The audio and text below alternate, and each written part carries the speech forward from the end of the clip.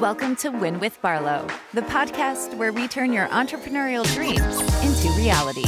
With your host, Akira Barlow. Today, we're diving into the fascinating world of DNA testing businesses. Looking to maintain momentum or ready to scale? This series is your guide to success. Let's get started.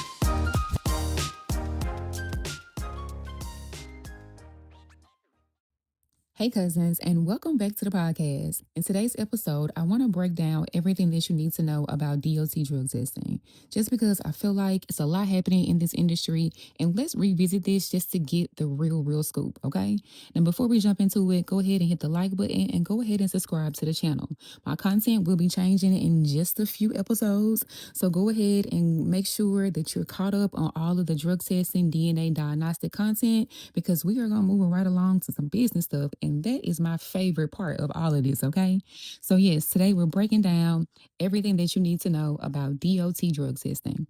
Now, when I'm saying DOT drug testing, what I mean is the Department of Transportation. That's DOT, okay? They regulate employers that are in the transportation sector. So I'm talking about trucking companies, your airlines, your transit agencies, the Coast Guard, the pipelines, and anyone that's working in some sort of like safety sensitive position. Okay.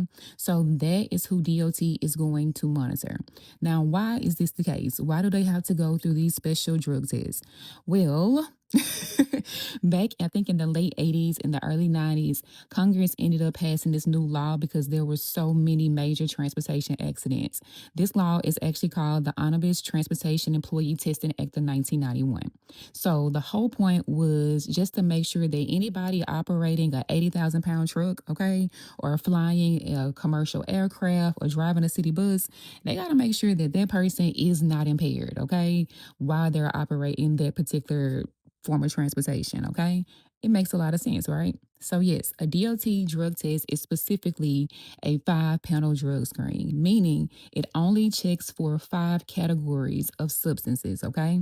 It's not 5 drugs, because people always say, oh, it only tests for 5 drugs. It actually tests for 5 categories of drugs, because some of these categories contain multiple drugs, okay? So those categories would be marijuana, we have cocaine, we have your amphetamines, which is going to include your methamphetamines, your MDMA and MDA, okay? And then we have opiates, and your opiates, that contains heroin, your hydrocodones, what else they like? Those oxycodones, codeine, morphine, all of that goes into that category. And then lastly, we have PCP. Okay. Now, here is something important to note. Okay. I need you to understand this right out of the gates.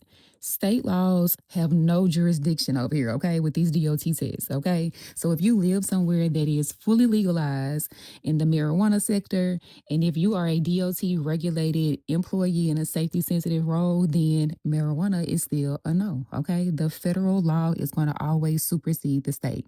Okay.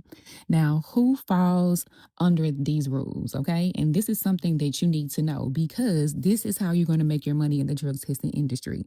When you know who you're testing for, you can create marketing specifically for these groups of people. What I see all the time is that people just make up one flyer and they say, oh, I do DOT testing. It's not enough, okay? It's not enough.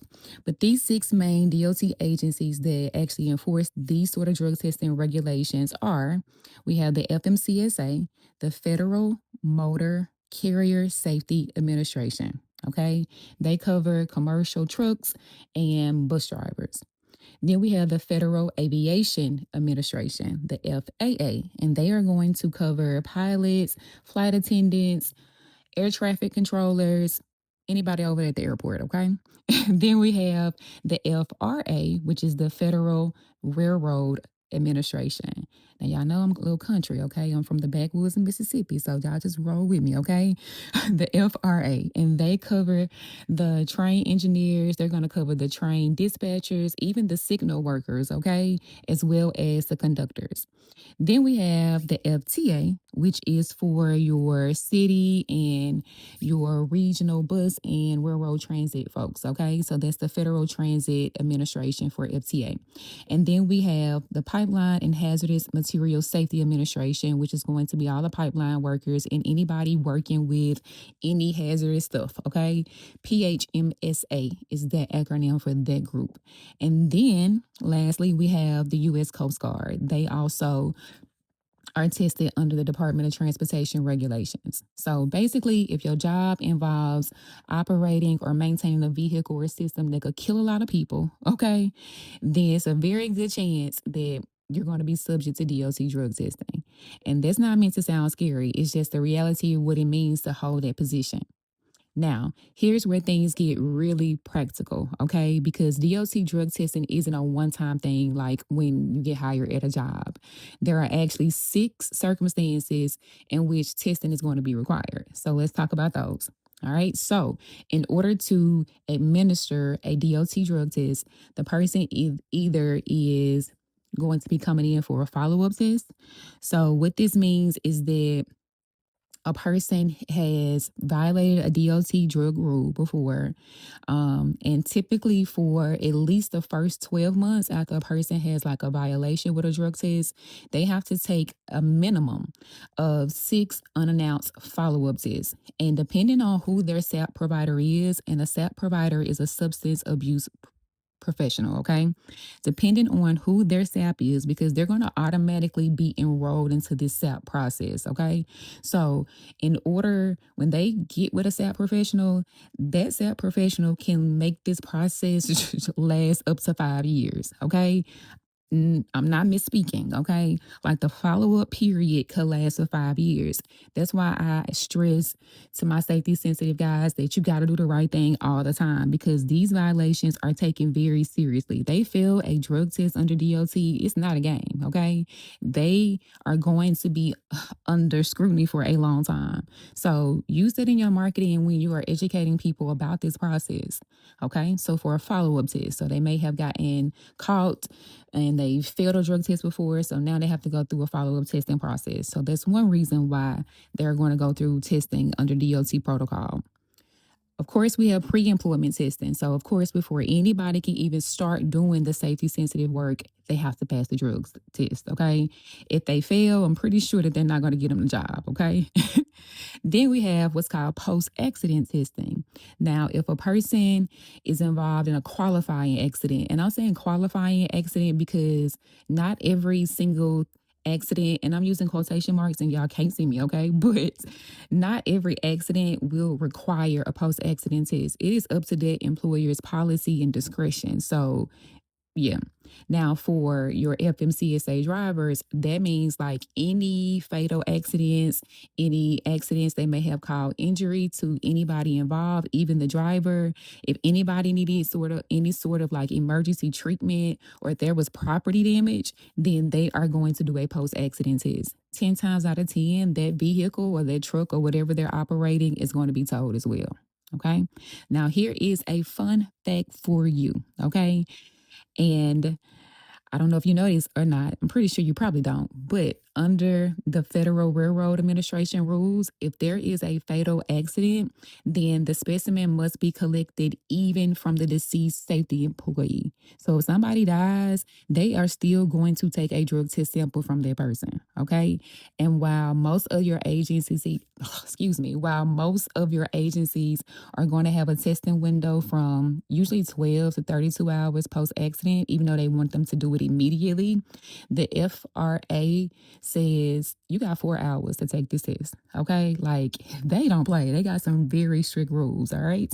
So, FRA, if there is a fatal accident, they want that drug test taken from everybody involved, even if the person died. Okay. And they have 4 hours to get this test done. Then we have what's called random testing. Your random testing is probably the most well-known one. It is where your employers are going to basically send you for a drug test without you even knowing. That's literally what it is. But according to the rules of DOT, and I teach this to my students and those that I mentor, because I want my people to show up as an expert. Like, I don't want you just saying that you do drug testing, baby. If you do drug testing, baby, do it, okay? Do it all the way by learning everything that entails the whole process. And that's how I got to where where I am. Like all of this that I'm giving you in these episodes, baby, I was studying. I had flashcards, I had a notebook, I had binders. Like I was studying the industry, okay?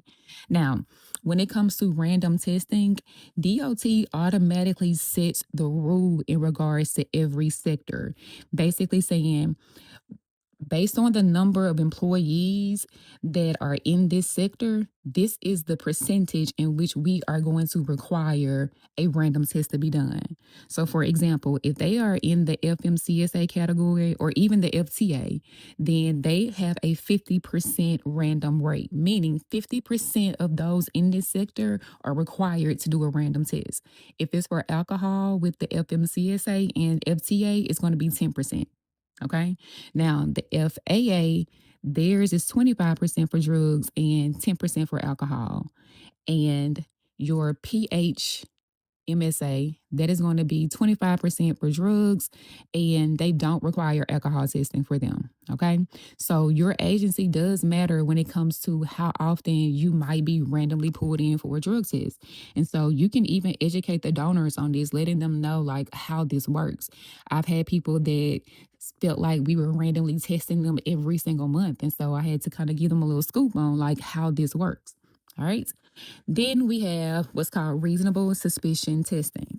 Now, this is only for trained supervisors.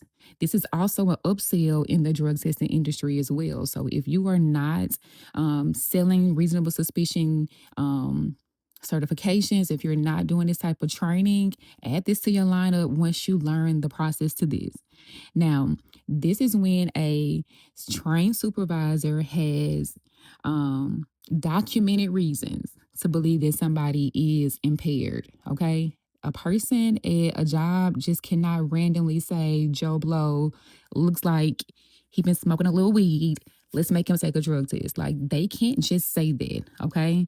Now they have to go through this reasonable suspicion training in order to send somebody for the test. Okay. Now, this is also going to be based on behavior. It could be based on the person's appearance. It could be based on the person's speech. Okay. Now, the employer is supposed to inform the donor privately. Okay. And here's another critical detail about reasonable suspicion testing. The person cannot drive themselves to the testing center. Okay. The job will either take them or they'll have the test done on site. Okay, so that's a major plus for mobile collectors. Like, push that reasonable suspicion training, get yourself out there, and you can be pulling up to these locations performing the testing. Okay, then we have our return to duty testing. This is the last test type, y'all, I promise. Okay, we have return to duty testing, and this is connected to that follow up testing. I probably should have did it in that order, but forgive me. Okay. The return to duty testing is literally just that. It's like when a person has violated one of the DOT drug testing rules and they want their job back. So the job says, okay, listen, we're going to put you with a substance abuse professional and they're going to oversee an entire program for you. And once you pass everything with your new clean testing results and you've gone through the program, then you're able to return back to work. Now, two key things to remember about DOT drug testing: return to duty and your follow-up drug testing, they are going to be observed, okay? Meaning somebody has to watch them release that urine out of their bodies, okay? Now, what happens when a person is sent for a drug screen? Now, let's paint this picture. Traditionally, and still most commonly, your DOT drug tests were urine specimens. So they're going to go to an approved collection facility, yours, okay? Show you your ID, where they're going to show you their ID. You're going to get out, your bottles and cups and your chain of custody forms and whatever, and you're going to perform the test in a private area. You're going to make sure that they cannot affect the integrity of the test. Like you're controlling the entire environment, okay? Now, a big update happened back in 2023 and it's really popping now. Like people are starting to ask for it. So that is oral fluid testing. So before they were only doing urine specimens. Now we can do oral fluid testing, which is basically saliva. Okay. It is an alternative to the urine testing. And I think it was May or June 2023 when they said that we could officially do it. I think they were still trying to figure out what lab could process it and like what device to actually use. I think the Quantasol 2 is really the most common. I'm gonna put some links in the description box, so check all of it out, okay? But not every employer has switched over to this. It's also going to depend, it depends on, like I said, the employer's policy, okay? But the option is there. And as a DNA and drug testing agency, you should be teaching companies about their options. So if people in your area are not requesting this test, go in and educate them on it. Send them some information, do a lunch and learn, send them some email content, like teach them about the service so that you can actually sell it. Now, one thing that is not allowed in DOT drug testing is your rapid testing, okay? That is not allowed. You cannot do a rapid urine test and say that it's a DOT test. We also cannot do hair or nail tests either for DOT tests. And it's so important that you understand and that you know that DOT drug tests are always sent through a certified lab and they're always accompanied by a chain of custody form. Okay. And here is something too that's important about DOT drug testing.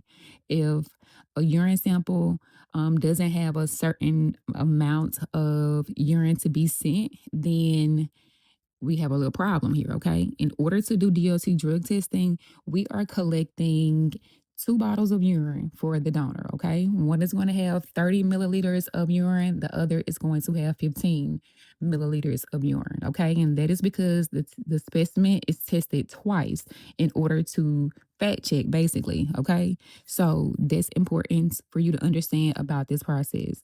Collectors do need to understand this and get it right because y'all, we are dealing with somebody's livelihood, okay? Now, let's talk a little bit about cutoff levels and CBD warnings. Just because a lot of people don't really give this information in their training, and again, I like for my people to have it all. Especially the cutoff levels, like that's something people definitely need to know. All right. Now, there are thresholds in which a substance is going to be considered positive. Okay. Like, in order for a test to just trigger that positive amount, there is an initial test cutoff. So, for example, marijuana, it is 50 nanograms per milliliter. Okay. So with the confirmation test coming out at 15 ng/ml. Okay. Follow me. Okay. Just follow me. Okay. For cocaine, you're going to have at least 150 milliliters. I'm not going to say I think because I know your MDMAs and your methamphetamines, they typically are going to require anywhere from 100 to 500 milliliters of urine. Okay. So in order for the test to trigger a positive result, this is how much urine has to be collected and how much is within the person's specimen, like in order for that test to trigger that result. Okay, I hope I'm making sense to you. All right. Now, when it comes to CBD, and I know CBD is everywhere, and people are always saying that CBD is legal. I can use it for pain. I can use it for sleep. And DOT hasn't outright just banned it for safety sensitive workers. They haven't come out and said, hey, if you operate, a plane, you can't use CBD products.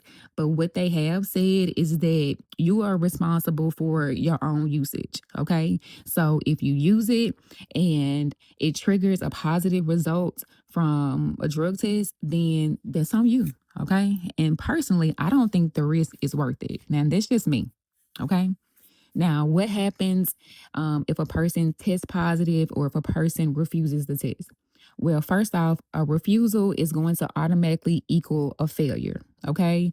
A person can't just say, look, I don't want to do this test today. I can come back tomorrow. Okay. Like, that's not how this works. Refusing to submit to a DOT drug test is treated just like a positive result. So they're going to have the same consequences and they're going to have to go through that same process of observed testing and all of that with a SAP professional just because they did not take the test. Okay. If they fail or refuse, then the employer must immediately remove them from their position, like, period. Like, they can't keep working. Okay. And if they are a CDL driver specifically, back in November 2024, the FMCSA said, look, you automatically lose your driving privileges in your state. Like, there's no ifs, ands, and buts about it. You refuse a test, we're going to suspend and revoke your license completely until you do the return to duty process. And that is, y'all, a very significant consequence that many drivers face. So you need to be networking with your substance abuse professionals, okay? And that's a nationwide thing. Like, you can work with a SAP anywhere. Now, also related to DOT drug testing, we have what's called the Drug and Alcohol Clearinghouse. Okay. Now, this is a federal database. It's going to keep a record of any drug testing violations for 5 years from the date that it happened. Okay. So from the date that the violation happened all the way up until that person actually goes through that return to duty process or whichever is later, it is going to stay on file. And this is to keep people from going from state to state and company to company after they failed a drug test. Okay. So that is why the consortium service is huge, because we're responsible for those updated records. Okay. So if you don't know what a consortium is, that's basically what it is. We handle the random pool and report information to the Drug and Alcohol Clearinghouse, which is related to the FMCSA. Okay. I know this is a lot of information, so take your notes. Okay. Now, before I let you go, okay, I do want to talk about fentanyl, okay, because DOT has issued what's called an NPRM, and an NPRM is a notice of proposed rulemaking. So they basically are saying that we're working on something here, okay? So they are proposing to add fentanyl to the official drug testing panel, and that is huge, okay? We already know fentanyl is really driving a whole lot of like accidental overdoses now. We know that it is really bad for our country, okay? So DOT is trying to get in position to address that. So I'm thinking late 2026, we should have some additional information about that. And I'm pretty sure that it's going to apply to both urine and oral fluid, but we'll just see how they, pan it out. Now, I do think that it should be added. I definitely think it should be something that is on, the panel. So that's just me, okay, from my experience with all of this. All right. So let's bring all of this home, okay? DOT drug testing is here for one reason, okay? And that's to keep everybody safe, keep the public safe. The people who drive our trucks and fly our planes and operate, our train systems, like, this is who's responsible for our DOT drug testing. Remember, a lot of these companies don't know the actual DOT rules, okay? So as a drug testing collector, it's important for you to know these things, okay? So keep that in mind. Always remember that the violations from any drug testing is going to be reported to the Drug and Alcohol Clearinghouse for at least 5 years, all right? Now, if you want to dive deeper into DOT and get qualified to do the testing for it, go ahead and check out the actual DOT laws. And this can be found on transportation.gov. And you want to look up 49 CFR Part 40. Okay, so 49 CFR Part 40. That is the master regulation. Okay, baby, I have read that thing up, down, upside down, backwards, forward. Listen, highlighted it, printed it out. It's very long, but it's very, very important that as a DOT collector, you need to get that information together and you need to know it. If you want to get qualified to perform these type of drug tests, it is a certification that is open to anybody. It doesn't matter if you are a felon, doesn't matter if you are a man or woman, if you have healthcare background, none of that matters. Anybody can get qualified to do this sort of testing, because technically, according to 49 CFR Part 40, the word certification for DOT testing is the wrong terminology. It's about being qualified to perform it. So yes, go back and read that thing all the way through. If you do want to get qualified and you want to work with me and my team, I do have a self-paced course below in the description box. Now, in order to qualify for DOT drug screens, you are going to have to do a proficiency exam, meaning you're going to have to go through the extra scenarios that you may experience with these safety sensitive employees, like temperature out of range and shop ladder, things of that nature. You're going to have to go through these scenarios on camera. Now, me personally, I do not issue a qualification certificate for anyone same day, because you see all this information I just covered. I don't feel like people are adequately being trained in 3 or 4 hours. I feel like this is something that you need to study, something that you need to be quizzed on. And then once you practice and go through the paperwork, then we can come back and see if you can do it again and again. Because if you can't repeat something, you're not going to be good at it.